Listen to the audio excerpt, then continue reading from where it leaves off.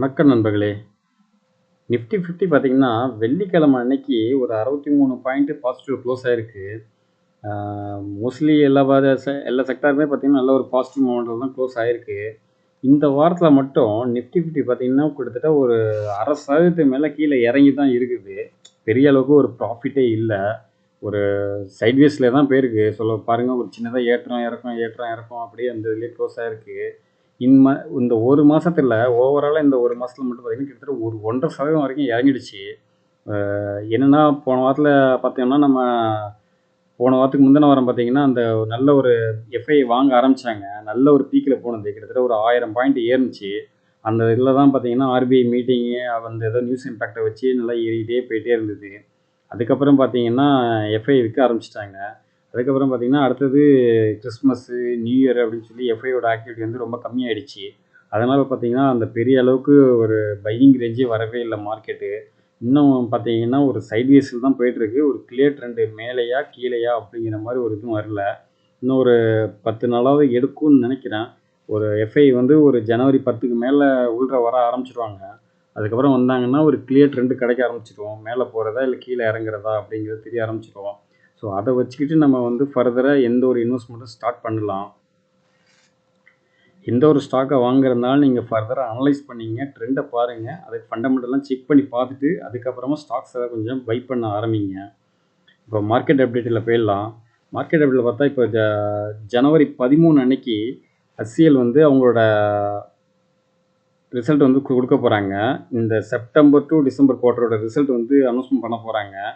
இதுல வந்து பார்த்தீங்கன்னா, இந்த குவார்ட்டரும் ஒரு கிட்டத்தட்ட இன்ட்ரிம் டிவிடெண்டா ஒரு ரூ. 42 வரைக்கும் கிடைக்கும் அப்படிங்கிற மாரி கொஞ்சம் அனலைஸ் பண்ணி சொல்லியிருக்காங்க. ப்ரீவியஸ் குவார்ட்டர் இதே மாரி குவார்ட்டர் 3ல ஃபினான்ஷியல் இயர்ல 2024ல எப்படி இருந்ததோ, அதே மாரி இந்த குவார்ட்டரும் அது மாரி குடுக்கறதுக்கு சான்சஸ் இருக்கு அப்படிங்கிற மாரி ஒரு இது சொல்லியிருக்காங்க. ஸோ பொறுத்திருந்து பார்க்கலாம். HCL கம்பெனி பார்த்தீங்கன்னா, ஐடி செக்டர்ல ஒரு டாப் லீடரா இருக்கிறாங்க. ஃபர்ஸ்ட்டு பார்த்தீங்கன்னா டிசிஎஸ், செகண்ட் பார்த்தீங்கன்னா இன்ஃபோசிஸ், தேர்டு பார்த்தீங்கன்னா HCL, அதுக்கப்புறம் தான் விப்ரோ, டெக் மஹிந்திரா இந்த கம்பெனிலாம் வராங்க.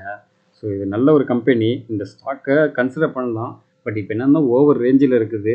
கொஞ்சம் நல்ல ஒரு பையிங் ரேஞ்ச் வரும்போது இந்த ஸ்டாக்ஸ் எல்லாம் நம்ம கன்சிடர் பண்ணி பை பண்ண ஆரம்பிக்கலாம்.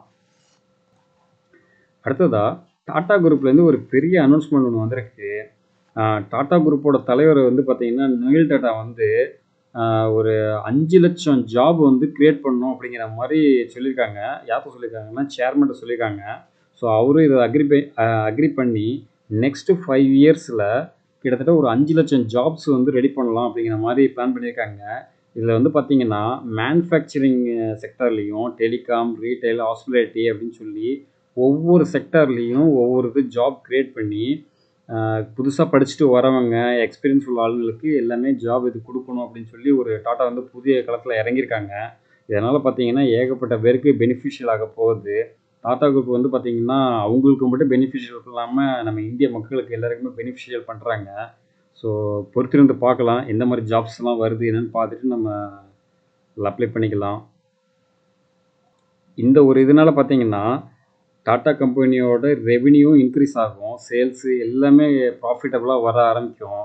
ஸோ அதில் வந்து பார்த்தீங்கன்னா, நம்ம டாடா ஸ்டாக்ஸ்லாம் கொஞ்சம் எதெல்லாம் லோவர் ரேஞ்சில் இருக்குதோ, அந்த ஸ்டாக்ஸ்லாம் நம்ம கன்சிடர் பண்ணி வச்சுக்கிட்டு, அதையும் நம்ம பை பண்ண ஆரம்பிக்கலாம்.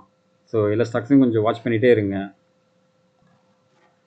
இந்த வாரத்தில் ஒரு 7 கம்பெனி வந்து பார்த்தீங்கன்னா, போனஸ் இஷ்யூ, ஸ்டாக்கை வந்து ஸ்ப்ளிட் பண்ணுறது, டிவிடெண்ட்னு சொல்லி கொடுக்க போகிறாங்க. அது என்னென்ன கம்பெனி, என்னென்ன போனஸ் ரேஷியோ அப்படிங்கிறத நம்ம பார்ப்போம். இதில் வந்து பார்த்தீங்கன்னா, டிசம்பர் 30 அன்னைக்கு பேங்கோ ப்ராடக்ட் வந்து பார்த்தீங்கன்னா, அவங்க வந்து போனஸ் இஷ்யூ பண்ண போகிறாங்க. ரேஷியோ பார்த்தீங்கன்னா 1:1ங்கிற ரேஷியோவில் கொடுக்குறாங்க. ஜனவரி 1 அன்னைக்கு சூர்யா ரோஷனிங்கிற ஒரு கம்பெனி வந்து பார்த்தீங்கன்னா, போனஸ் இஷ்யூ பண்ணுறாங்க. 1:1ங்கிற ரேஷியோவில் கொடுக்குறாங்க. அடுத்தது ஜனவரி 2 அன்னைக்கு பார்த்தீங்கன்னா, கீதா லாங் என்டர்பிரைசஸ்னு ஒரு கம்பெனி வந்து பார்த்தீங்கன்னா, ஸ்டாக்கை வந்து ஸ்ப்ளிட் பண்ணுறாங்க. 10:1ங்கிற ரேஷியோவில் கொடுக்குறாங்க. அடுத்தது வந்து பார்த்தீங்கன்னா, ஜனவரி 3 அன்னைக்கு கிட்டத்தட்ட ஒரு 4 கம்பெனி வந்து ஸ்டாக்கு ஸ்ப்ளிட் போனஸ்லாம் கொடுக்குறாங்க. அது என்ன கம்பெனினா, சீனிக் எக்ஸ்போர்ட்னு ஒரு கம்பெனி வந்து பார்த்தீங்கன்னா, 1:5ங்கிற ரேஷியோவில் போனஸ் இஷ்யூ பண்ணுறாங்க. அடுத்தது வந்து பார்த்தீங்கன்னா, கேர்வர் டெக்னிக்கல் ஃபைபர்ஸ் அப்படிங்கிற ஒரு கம்பெனி வந்து பார்த்தீங்கன்னா, போனஸ் இஷ்யூ பண்ணுறாங்க. 4:1ங்கிற ரேஷியோவில் போனஸ் இஷ்யூ பண்ணுறாங்க. அடுத்தது வந்து பார்த்தீங்கன்னா இன்டீரியர் ஸ்டீல் வந்து பார்த்தீங்கன்னா ஸ்டாக்கை வந்து ஸ்ப்ளிட் பண்ணுறாங்க. 10:1ங்கிற ரேஷியோவில் பண்ணுறாங்க.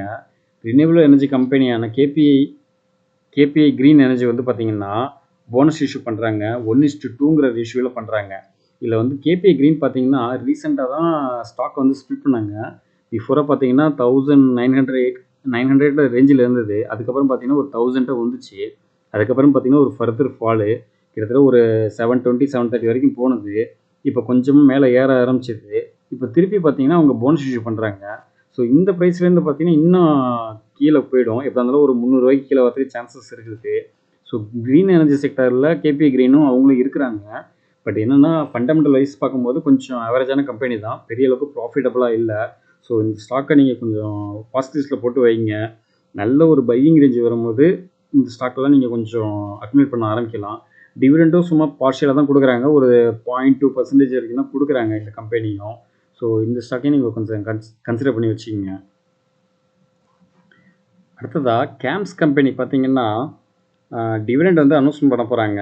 கேம்ஸ் வந்து பார்த்தீங்கன்னா மியூச்சுவல் ஃபண்டு வாங்குறது விற்கிறது அந்த இதில் வந்து இவங்க தான் இருக்கிறாங்க. இவங்களுக்கு காம்படிட்டர் யாருமே கிடையாது. அந்த செக்டரில் இவங்க தான் லீட்ரு.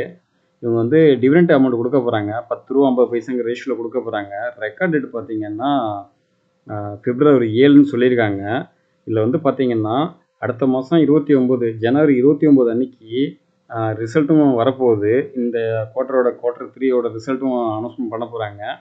இப்போ லாஸ்ட் குவார்ட்டரோட டிவிடெண்ட் அமௌண்ட் வந்து பார்த்தீங்கன்னா February 7ன்னு சொல்லியிருக்காங்க. இப்போ கம்பெனி பார்த்தீங்கன்னா ஆல்ரெடி கொஞ்சம் ஹை வேல்யூவில் தான் இருக்குது. கிட்டத்தட்ட ₹5041ங்கிற ரேஞ்சில் இருக்குது.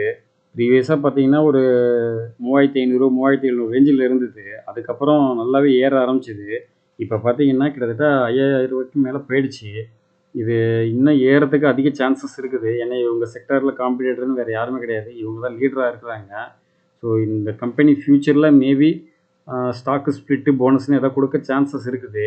அப்படி சப்போஸ் கொடுத்தாங்கன்னா இதை வந்து நம்ம கண்ணை மூடி வாங்கிக்கலாம். ஏன்னா இப்போதைக்கு இவங்களுக்கு காம்படிட்டர்னு வேறு யாருமே கிடையாது. ஸோ இதெல்லாம் நல்ல ஒரு கம்பெனி. டிவிடெண்ட்டும் கொடுப்பாங்க. ப்ளஸ் போனஸ் ஸ்ப்ளிட்டு கொடுத்தாங்கன்னா அதுவும் நல்ல ஒரு பெனிஃபிஷியலாக இருக்கும். ஸ்டாக்கும் பார்த்தீங்கன்னா ஏறிக்கிட்டே இருக்கும். அதே மாதிரி பார்த்தீங்கன்னா சிடிஎஸ்எல் கம்பெனி அவங்களும் செக்டாரில் அவங்க தான் லீடராக இருக்காங்க. ஸோ இந்த மாதிரி ஸ்டாக்ஸாக நம்ம செலக்டிவாக பார்த்து நம்ம வாங்க ஆரம்பிக்கணும். எந்தெந்த செக்டரில் எந்தெந்த கம்பெனி லீடராக இருக்காங்களோ அந்த கம்பெனி நம்ம வாங்கி வச்சுட்டோம்னா அவங்களுக்கு காம்படிட்டர் வேறு எதுவும் கிடையாது. கண்டிப்பாக ஒரு நாள் இறங்கினாலும் திருப்பி ஏற தான் சான்சஸ் இருக்குது. எப்படின்னா என்ன சில சமயம் பார்த்தீங்கன்னா இந்த பிஎஸ்சி கம்பெனியாக இருக்கும். அதனால் வந்து கவர்மெண்ட்டோட ரூல்ஸ் இதெல்லாம் மாறும்போது அது கொஞ்சம் மாற்றம் ஏற்படும். அதர்வைஸ் மோஸ்ட்லி பார்த்தீங்கன்னா எல்லாமே நல்ல ஒரு ப்ராஃபிட்டபுளாக கொடுக்கும். ஸோ இந்த மாதிரி ஸ்டாக்ஸாக நம்ம செலக்ட் பண்ணி நம்ம போர்ட்ஃபோலியோ வச்சுக்கிறது ரொம்ப நல்லதாக இருக்கும். அடுத்ததாக ரிலையன்ஸ் இண்டஸ்ட்ரீஸ்லேருந்து ஒரு அப்டேட்டு. ரிலையன்ஸ் இண்டஸ்ட்ரீஸ் பார்த்தீங்கன்னா கார்கின்ஸ் ஹெல்த் கேர்னு ஒரு கம்பெனி வந்து ஃபுல்லாக அக்விசிஷன் பண்ணிட்டாங்க. இது வந்து பார்த்தீங்கன்னா ரிலையன்ஸ் ஹெல்த்து கீழே இந்த சப்சிடரி கம்பெனியாக இது வரப்போகுது. இப்போ ரிலையன்ஸ் கம்பெனி வந்து பார்த்திங்கன்னா இப்போ கரண்ட்லி ஒரு 1220 ரேஞ்சில் இருக்குது. ஸோ இந்த நியூஸ் இம்பேக்ட்னால மேபி நாளைக்கு ஏறத்துக்கு சான்சஸ் இருக்குது. ஸோ பொறுத்திருந்து பார்க்கலாம். இவங்க பார்த்தீங்கன்னா ஏகப்பட்ட கம்பெனி சின்ன சின்ன கம்பெனி எல்லாத்தையுமே பார்த்தீங்கன்னா அக்விசிஷன் பண்ணிக்கிட்டே இருக்கிறாங்க. இதில் ரீட்டைல்ஸ்லேயும் சரி, டெலிகாம்லேயும் சரி, ஹெல்த் கேர்லன்னு சொல்லி எல்லா செக்டர்லேயுமே அவங்க வந்துகிட்டு இருக்காங்க. ஸோ இந்த ஸ்டாக் வந்து லாங் டேர்முக்கு கன்சிடர் பண்ணலாம். பை ஆன் டிப்ஸ் மெத்தடில் கொஞ்சம் கொஞ்சமாக எனக்கு ஸ்டாக்ஸ் எல்லாம் கொஞ்சம் பை பண்ண ஆரம்பிங்க. ஸோ கொடுத்த இன்ஃபர்மேஷன் எல்லாமே யூஸ்ஃபுல்லாக இருக்குன்னு நினைக்கிறேன். அடுத்த இன்ஃபர்மேஷனோட மீண்டும் அடுத்த வீடியோ சந்திப்போம். கொடுத்த இன்ஃபர்மேஷன் யூஸ்ஃபுல்லாக இருக்குன்னா நம்ம சேனலை லைக் பண்ணிட்டு சப்ஸ்கிரைப் பண்ணுங்கள். நன்றி நண்பர்களே.